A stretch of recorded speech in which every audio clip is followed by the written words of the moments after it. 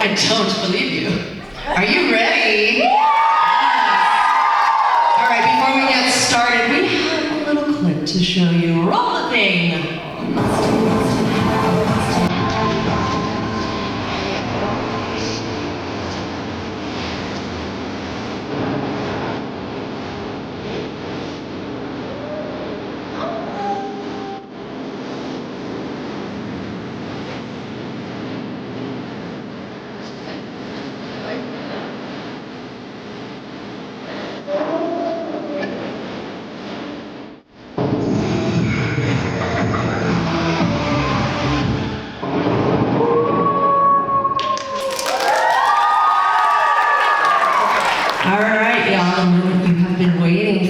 Please welcome, in no particular order, Debi Derryberry, Erin Fitzgerald, Higgins, Paula Rhodes, Salli Safioti, Strassman, and the creator of Monster High, Garret Sander.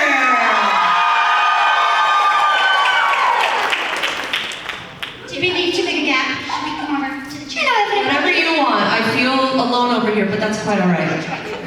I promise I wear deodorant. It's okay.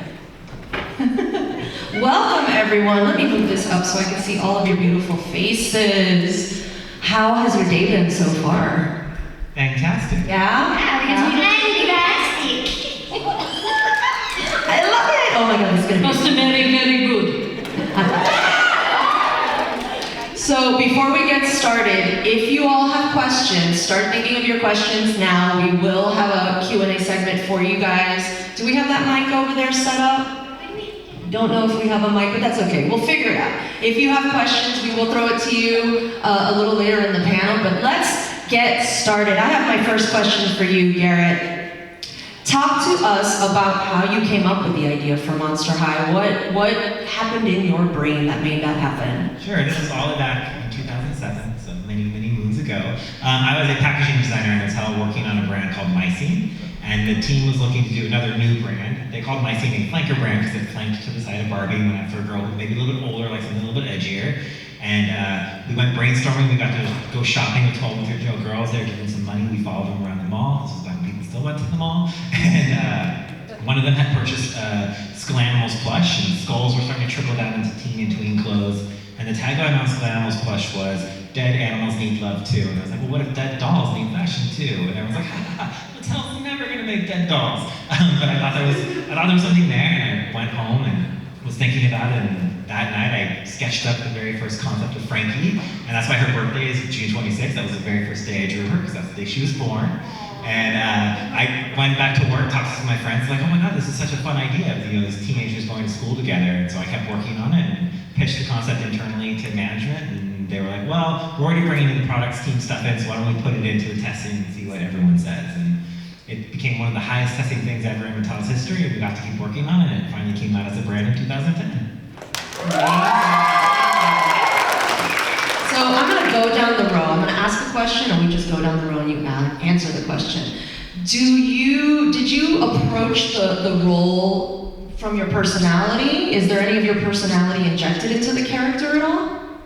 I think with most roles, you have to have some of yourself, right? But because these are sort of heightened reality, the animation is so beautiful, a lot of it comes from looking at the character, the first sketch that they send you, and then coming up with what that sound might be, whether they have fangs, the size of the character, where they're from, and adding in little peppers of that.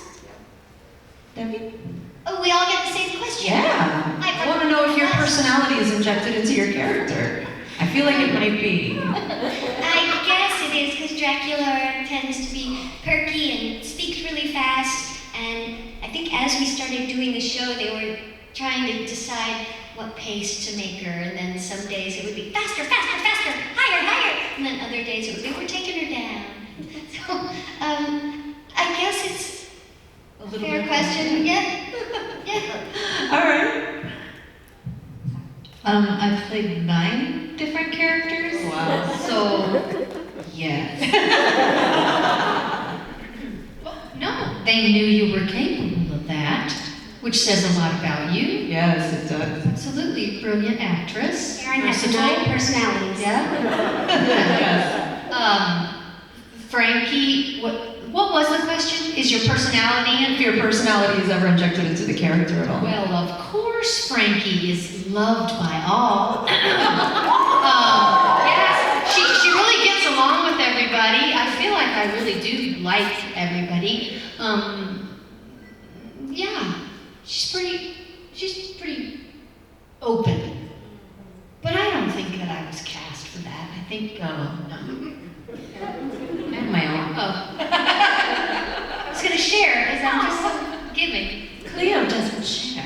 Yeah. Well, that's true. And that's okay, because I still like you. Still like you. I would say that, I'm from New York, and Claudine was like all the girls I grew up around in Jamaica, Queens, once I was a bus driver. So that's where she came from, and I always was pretty sassy. I actually went to fashion school, just like Claudine. And I think, Cleo was like, the girls that I was like, gosh, I wish I was like that. I wish I was like the captain of the Fear Leading Squad and all those things. So it was like, Cleo sort of had some of the me I wanted to be, but Claudine was really more who I was, I think. So yeah, a little bit of both. Yeah, ooh, that's very loud. I agree with everybody. I mean, in any character we do, it's got a piece of ourselves in it. Even if it's a dark character, there's pieces of ourselves. Patty Noir.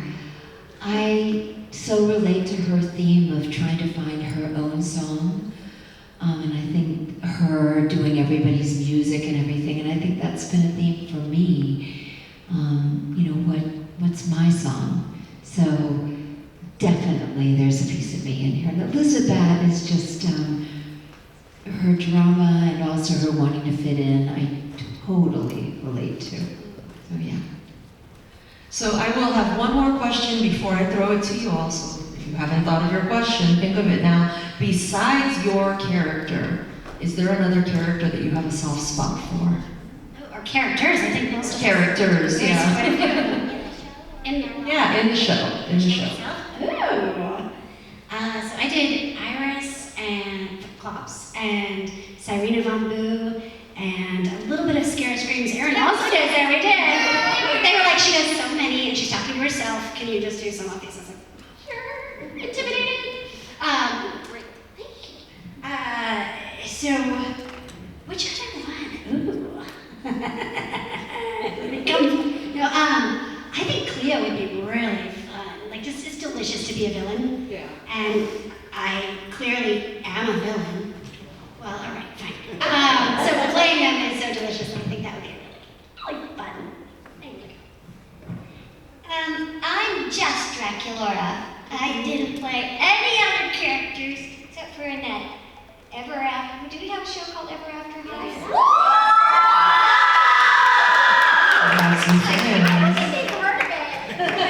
I don't remember what I played in that show, but I guess since Claudine is my bestie in the show, that's where my soft spot is, because I'm so nice and you're so trashy. In the most lovable way. Love that. So I played, Abby, Spectra, Rochelle, Scara, C.A. Cupid, Claire the Human, and Weber Relic, but I don't think they used, Wedona, I don't think they used it, but that, I just, yeah, and then Ever After High. My soft spot, they are all so good. I really, man, it really is hard to choose. I like Claudine's little sister, sorry Claudine. I really like Ginfire, a Venus Flytrap,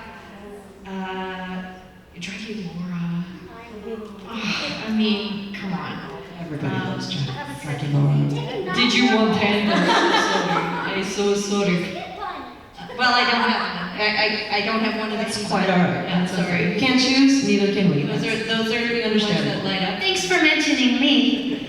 I'll do an entire report on you if you'd like. No, that's okay. I always wanted to be, who's the one that America does with the... Torla. Torla. I liked that one. Sort of the mean, but she's a cat, right? Yeah. I like mean. I don't really love cats, so I wanted to play a mean cat. So I think they're sort of mean.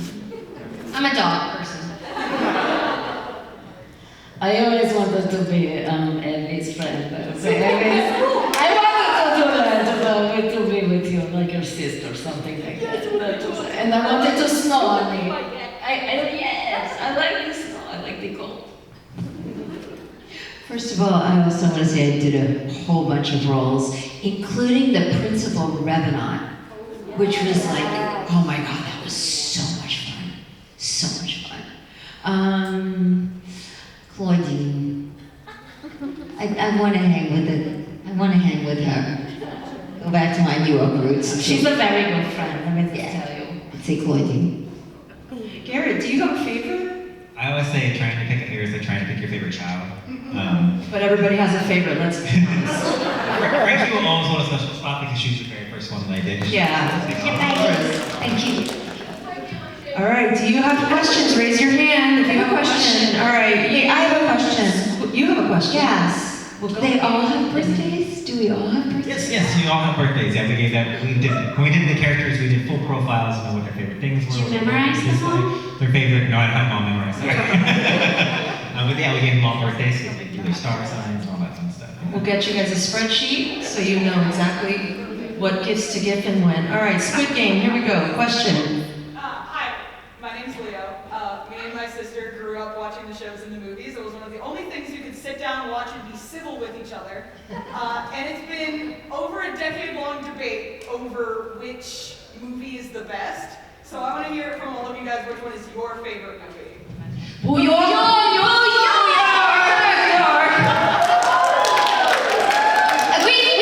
lot of us do really love that. No. I love it. I love New York. New York. Thank you for your question. Next question. Isn't there a movie about me? When I meet my boyfriend? I do Ghouls Fall in Love. That one. That's my favorite. I like Ghouls Rule. Yeah. Which was the hybrid one? Freaky Vacation. Yes, that was a fun one. 13 Wishes. There, thank you. I was asking You gotta ask the expert. Wasn't that one? Eris is one, yes. Yeah, we have a lot of movies. They're all so much fun bringing the characters. It's always fun to like delve into different places other than the high school. So we got to take them out of the high school. It's fun to explore the monster world. Yeah. Front row, right there. These lights, by the way, are so painful. I know They are. Yes. You guys are just shadowy figures House in the lights dark. up and those lights off. I want to see all you guys. I know. Can we get the house lights on maybe so we can see them? If our tech guys were back there. Hey guys. The premises. That's all right. Hopefully we'll get that in the meantime. You like the spotlight? All right, go ahead and ask your question. Hi, I just wanted to say, Monster High came out when I was a teenager, and so I really loved it, but my nieces really, really adore it.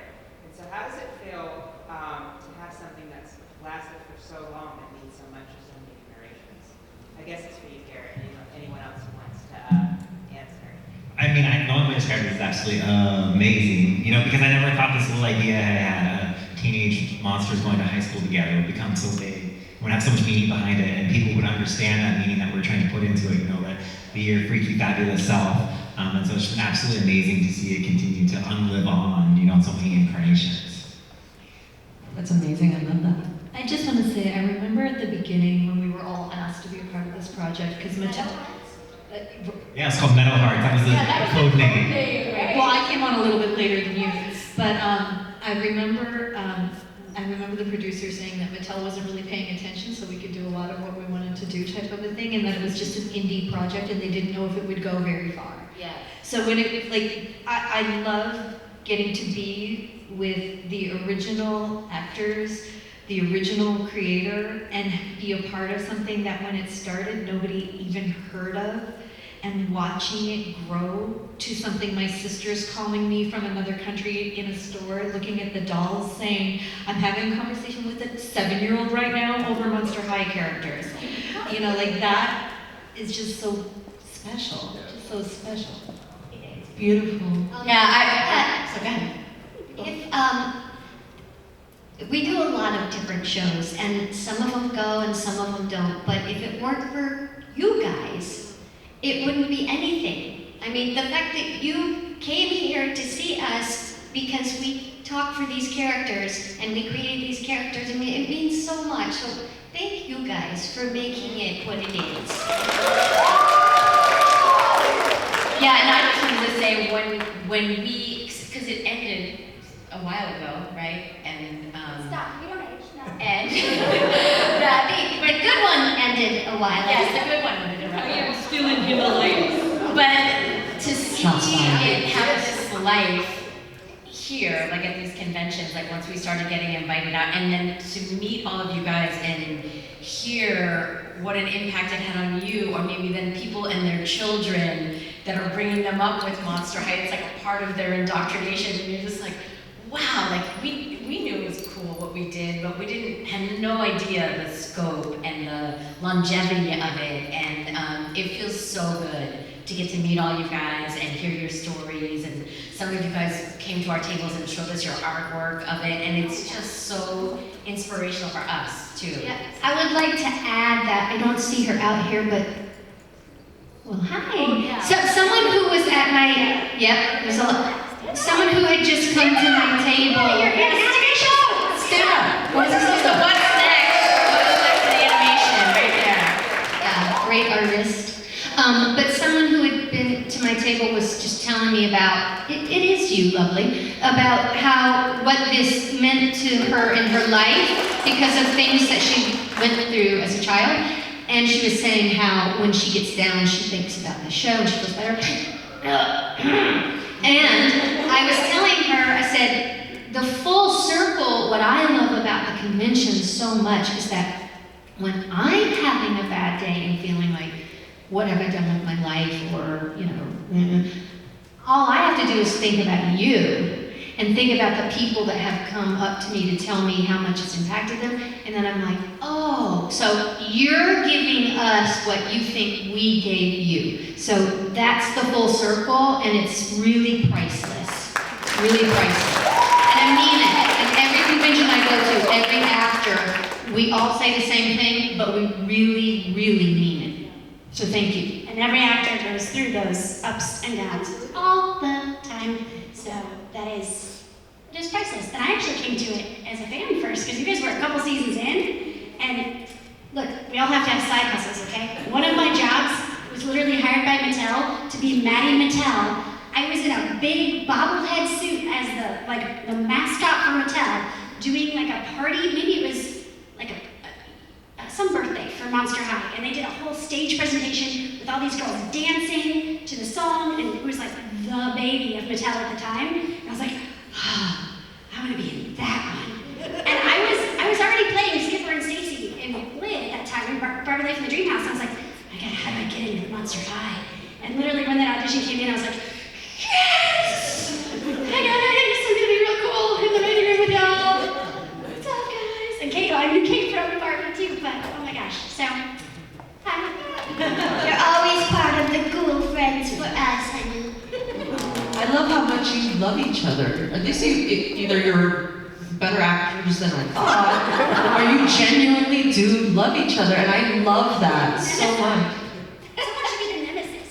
America, because she did. She's not here. Yeah, she was directing somewhere. Yeah, whatever, America. Cindy's in Paris. No, it is great. I think that's part of what makes the recordings, the show stand out, is that we do all have this chemistry together, and there is a camaraderie that happens when, and this is back in the day when we actually recorded together, like pre-COVID, before you were born.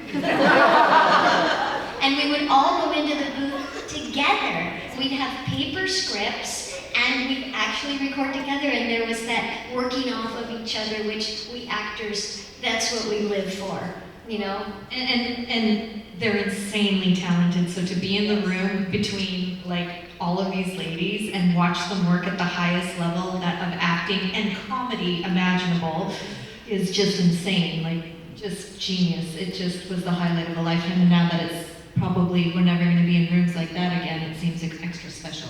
It was pre-doom scrolling days too. It takes me back to pre-doom scrolling life. When we had to hear Erin start talking, we really had to stop from laughing. When Abby opened her mouth, I mean, it was so funny, because we all have our individual voices in it, but then when you opened your mouth, I swear to God, I was laughing inside so hard. I not get what you say. What is in my mouth? That's exactly it. You said it so right. Thank you. I love you. Okay.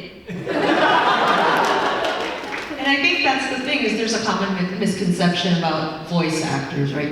You're actors, like, you use your voice as your instrument, but you're still actors, and conveying the emotions that you convey just using your voice is a very special skill. It's not easy, y'all. It's not as easy as you think it skill is. set. Yeah. You know, we don't get to have the pauses or the mugging. Like if you're on camera and you're like, Right. that doesn't work. So you have to like have all these different skill sets than on-camera actors, or in on-camera acting there's differences between commercial and on-camera and stage. And in voiceover, there's differences between the promo and the commercial and video games and anime and relay.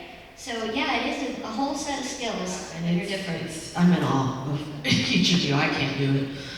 You had a question right here, front row. Hi, my name is Lena. In unison. Monster High was kind of like Barbie for the weird kids. Like, it was kind of like, we didn't have, or growing up, I didn't have Barbie that looked like me. And Monster High kind of gave me made me realize I can look the way that I want to look. I don't have to look like Barbie. I can look like Dracula, and I don't look like Barbie. Yes.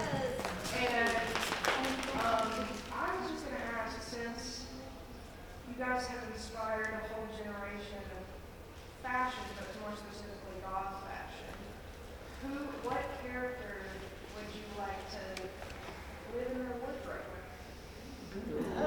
Do we have their bodies too? Is that? I want to live in my own closet. I just want to know how they wear those shoes. That's all I can say. Salli can stand up and demonstrate for us. Look at that. Salli's method. You have to be in your 20s to do that. I am in my. I know. I can't remember.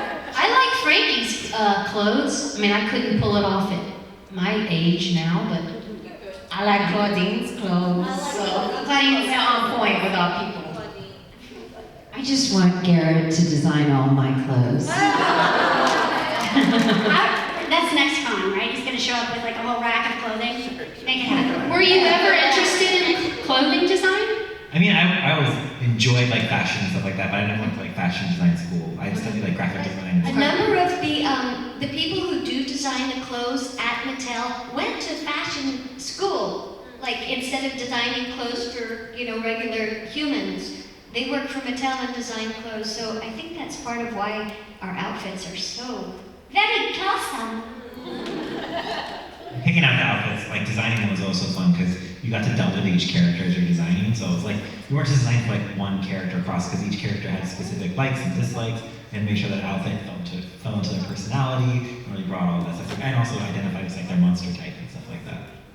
Were there certain celebrities or certain styles that inspired you? Oh, for sure. Like for Caddy, I was inspired. It was like an amalgamation of a bunch of things, but Carly Rae Jepsen was really big at the time, so I was like listening to her music. So like the back to school outfit, she had like the blunt cut bangs. That was the same bangs as Carly Jepsen on the cover of her album. So I loved the way her hair looked. And then she was also like a combination of Jem and Lady Gaga, like all these pop stars that I tried to cram into one look, like that. So we definitely pulled from our favorite celebrities and stuff like that and tried to put it in where we could. Mark? Hello. Mark. Hi. Just brilliant cast in Draculaura. Love you. Always. Thank you, Mark. So my question, you were kind of alluding to it, was you get the audition and you make your choices as an actor, and then where does that become it, or does you work with the... You let go and they make choice. And with our director, you do about 200 takes, and then they make the choice. We love him. We love him, but he was an actor himself, and so he loved, right? And he just loved playing, and getting lots of takes and lots of different versions. And using take one. And usually taking the take. Yeah. I could be wrong about your question, but I think you're saying as far as like landing on the specific voice, and it's different for every role, right? It might be like you send in 2 takes for your audition that are very different, right? And you get in and you're like, I booked it, yay! Which voice did you like? And you'll play with the director before you establish that first sound. And sometimes like, wait, more raspy. Oh, a little higher in register. Oh, but there, younger. And you just kind of tweak it until you find it. And then a lot of times you'll have like a cue track that they're going to play before you start each session to play the last session a little bit, specific words or phrases, so you can, reference tracks, so you can drop back into that character and make sure you're kind of sticking to it. I teach a lot of voiceover also, and I have a book called Voiceover 101, How to Succeed as a Voice Actor, and it's on Amazon. When you do make a choice in your audition, you can do a take 1 or a take 2, even though they have to be very different. And I guess we all have our little tricks to getting it off the page and making it sound unique and not like everybody else's. But you do have to kind of let go and just say, I did my audition, I did the best I could do, and hope that they pick you. But it's also a business, so it's good to know the people that are doing the casting. And right? I mean, we have to always stay in touch with them. It's a huge business, so it's hard. Yeah, it is. It's funny, I like to, look, it turns out I'm autistic ADHD, so we're just gonna say, we could decode it a little bit. What I realized, the only way that I can work in the industry, because I'm not business-minded at all, is I feel like I'm the agent for all the characters I create. And I create characters at home when I'm not auditioning. So characters live in a little stable, that's weird, off stage. They live off stage. And when I get an audition, I genuinely pick from my roster. My roster of characters I've already created, and then I'm like, okay, who wants to read for this part? Because honestly, any of them could. It's all just about what they want to choose. So I like that for me to keep my mental health savvy.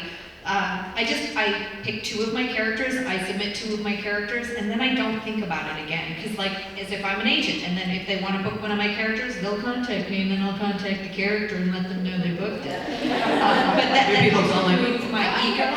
But my ego doesn't get involved so much, and so I don't take things harshly if the character doesn't get the call, because it's not about me. It was just about, oh, sorry, honey, you didn't get the booking, and it's not personal, and so that's a mental health thing that I do. That's a great approach. Good tips. Yeah, it's really good. Any aspiring voice actors in the audience? Yes. Take notes. Question, yeah. Thank you. Erin, I love your work in Danganronpa. I like a lot of different things.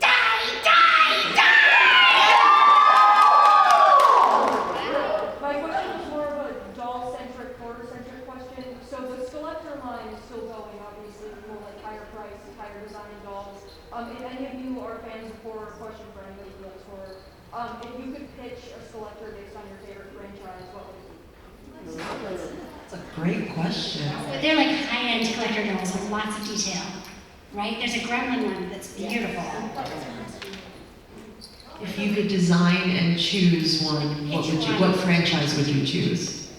So horror specific, I suppose? Yeah, horror. Spooky-esque. Would fit here with the gun. You go. Well, they made so many of the ones that because I actually pitched that in 2017 before I left Mattel, and so I was happy that it actually came out because Elvira was the first one that we pitched. So I was begging for an Elvira doll from the beginning because she's Queen of Halloween. She's such an inspiration for the line. But one I'd love to see that they haven't done it is I'd love to see a Death Becomes Her. I always loved horror comedies. Oh, that would be amazing. I thought the Death Becomes Her set would be great. I just, The hole in a it. new thing I need to have in my life immediately. Yes, good answer. All right, do we have any other questions? Yes, back there in the hat. First, I want to say Monster High was a huge inspiration for everything I've become to.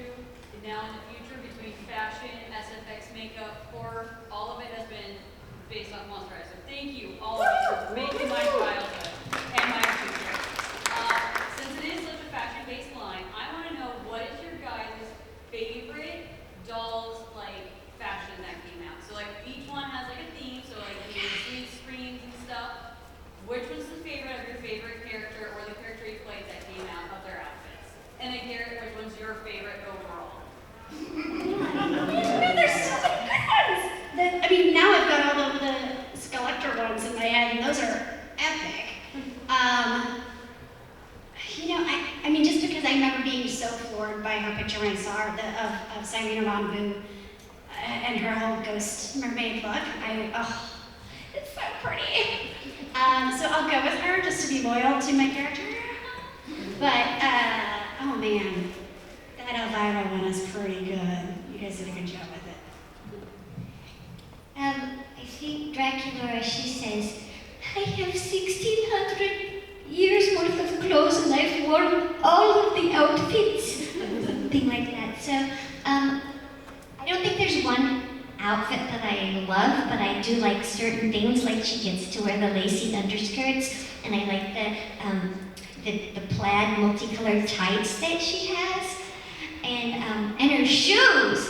Oh, I wish I could wear those shoes. Golly, they're so pretty and so impossible. But I just want to segue back to that question before the franchisee one. This is totally about me, so sorry. I'm just going to talk about me for That's quite all right. about 30 years ago. I did this series at Hanna-Barbera, the Addams Family series, and I played Wednesday's voice. You did? Oh my gosh. I was the first voice of Wednesday in the cartoon, and I could never emote very much because she doesn't have, range. But last week I was at Walmart and I saw a Monster High Wednesday doll, and I felt like full circle. That's amazing. Yes, I was Wednesday, and now she's a Monster High doll. That's amazing. I don't know if this is just me being neurospicy, but I like the OG versions of all of my characters. I love their original design dresses. I think it's gorgeous. I really love Abby's OG, Sia Cupid, Spectra's OG, love it. But my favorite would be Dracula's Sweet 16 dress. That was stunning, and I was I stared at that a lot. You can borrow it if you want. I would really like to because I feel like I don't change my clothes very much. Merci beaucoup, Debbie. You stink. Mais c'est la France. I think I just like the original Frankie schoolgirl. It's what I most see cosplay, the kids dressed up as, and I like that a lot. But I do also love, what's the word for it again? The new ones, where I'm in all that silver dress. Yeah. Oh, that's not even me. That's not OG. Okay, I'm sticking with OG. OG. Schoolgirl. I don't know. I like all of them, but I will say that I did, was it last year? I bought a doll that you posted about, and I was like, oh, I need to have that Cleo. It was like, she's got like her arm out like this, and there's like the fringe hanging The there. holiday Cleo, yeah. That is sexy! I have that. It's right outside my recording booth, and I'm like, hey, cool. What's going on? I don't know, it might be that one, because that one, she just makes me be like, yeah, you got it. I just want all of the every single, I just want all the shoes. The shoes were always the most fun thing to design, was designing the shoes. If I had to pick, I don't think I could pick one, but I really did enjoy when we did Haunted, because we got to do like a different color palette from what we normally did in Monster High. So like all the translucents and the more pastel tones is really a fun change to do in Monster High. All right, we have time for one more question. Let's see, let's pick Look something. at all of those hands. Right here. Yep, you. Yep, last question. Make it count. One of my favorite concepts of Monster High is the wordplay, like Scaris or Bouillard or Blossom. Do you have any favorite concepts of Monster High that you did or someone else did? Favorite concept? Concepts Or or words? Fantastic! You mean words? Yeah, words. Oh. Is that yours? Oh, that Like totally awesome. Yeah, like ghouls. Yeah. Ghouls. the ghouls rule. Yeah, the eye coffins.